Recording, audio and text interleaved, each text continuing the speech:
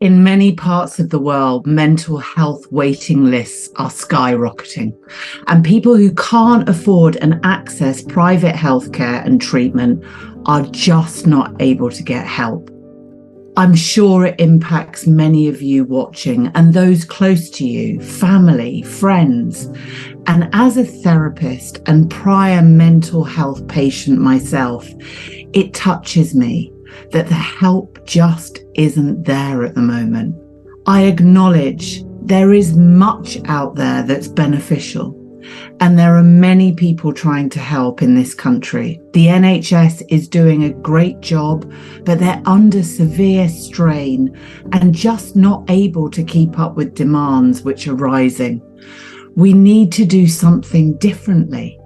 And if you're a coach, counsellor or mental health practitioner, and you're out there wanting to make even more of a difference in your work, to be more effective and ethical with people, then it's worth you just watching this video to the end, because I'm going to give you today the 3 main ways you need to be working with any mental health presentation in this day and age. Because many of us in the mental health industry finally recognize that it's not only that there's not enough help out there, there's also not the right kind of help. And this is a big part of the problem.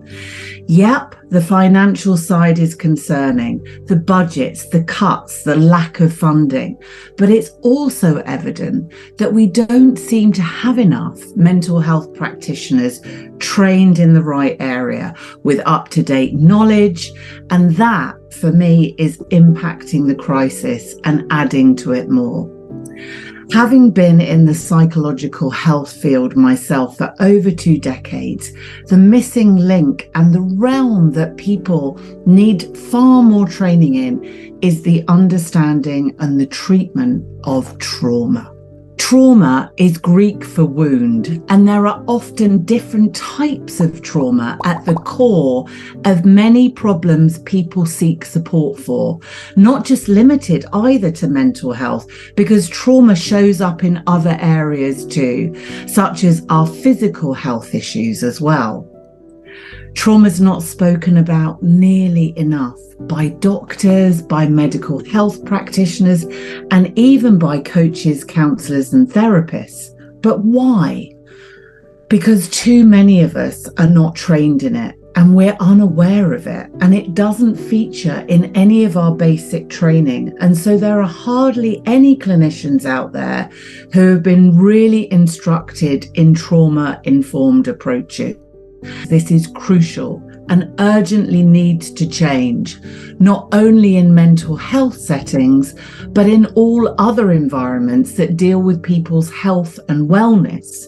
We have to become far more trauma aware and more informed about trauma, because if we don't know about trauma and we aren't working with it, we are dealing with only the symptoms and never the root cause. Because if you don't pull out the weeds from the roots, they just tend to keep coming back and back and back. So who am I? And why am I on a mission to trauma inform as many coaches, counsellors and mental health care practitioners as I can, and also any politicians or medical health people that are watching too? I'm Lula Bence, and I'm a trauma expert, psychotherapist, EMDR clinician and online trainer. And not knowing anything at all about trauma is one of the key aspects of my story, and one that I want to own up to you today and share with you. I was never trained in trauma in my original training. I never even found out about it until after I'd been on an addictions unit at the Priory Hospital in Roehampton for at least 5 years.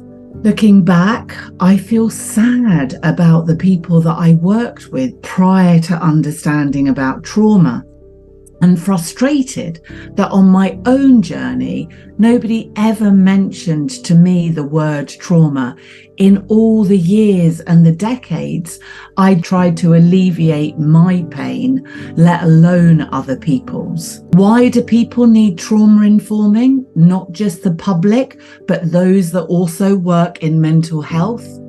Because if you don't understand how most mental health issues have their origin in trauma, and by trauma I really mean a dysregulated nervous system, then you're never ever dealing with what's underneath.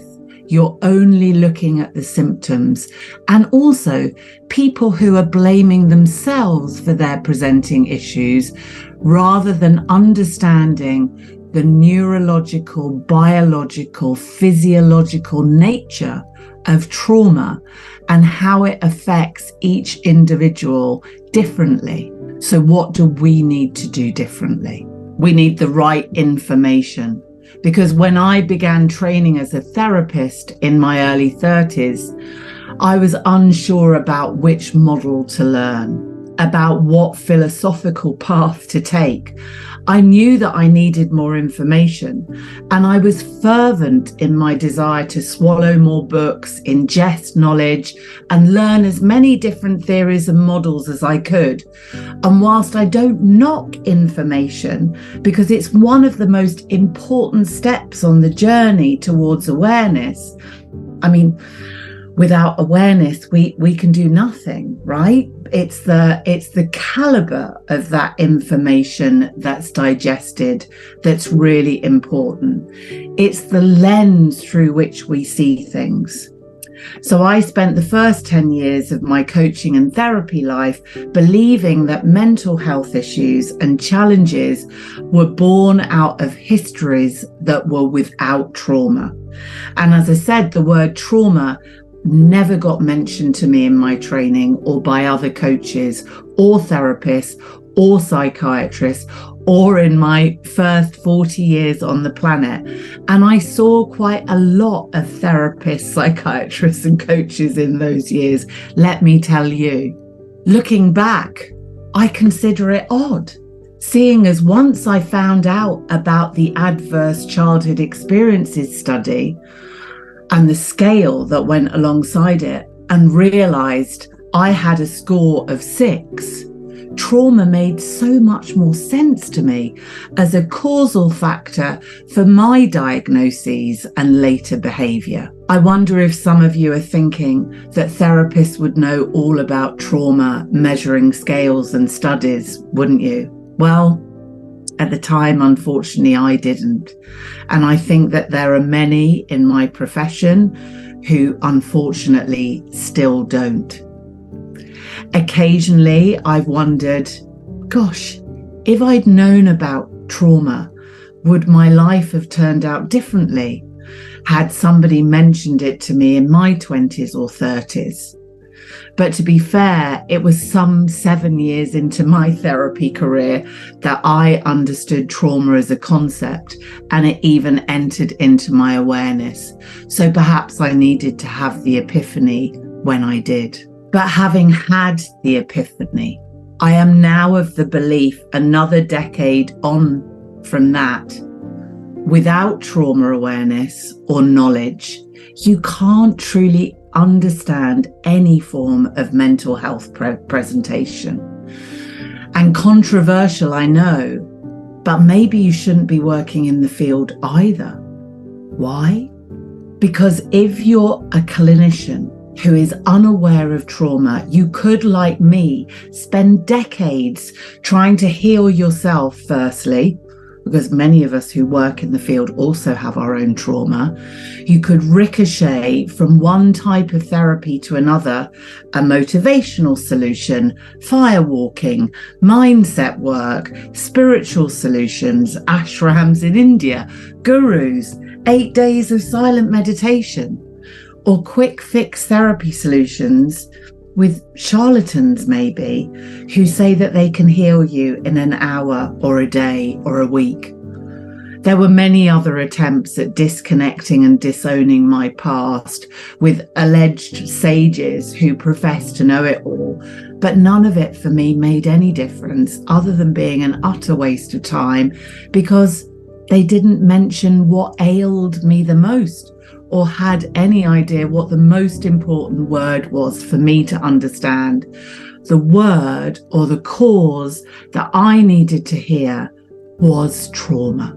If the clinician, the doctor, the psychiatrist, psychologist, coach, counselor, therapist, or health professional is not trained in trauma, they are then not able to enlighten their clients about it, which means that the percentage of them who do have trauma, and it's a large percentage, are left flailing in the dark for far too long, not getting to the nub of their issue and not understanding that an approach that is not trauma informed is probably not going to work for them. Because without trauma awareness, without seeing things through the lens of trauma, you can't understand the vital importance of trauma informed concepts and models. You won't know about the neurobiological aspects of trauma, what dysregulation means, how to instruct clients about the nervous system,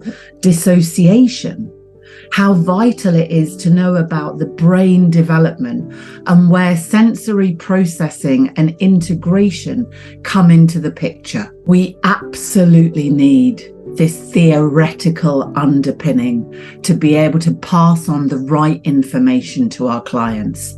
Without that, they and us cannot move into the next vital phase of recovery after you've ingested the right information. You've expanded the mind so that you can come into the second part of the puzzle, using a therapeutic philosophy that talks about integration and talks about coming into the body.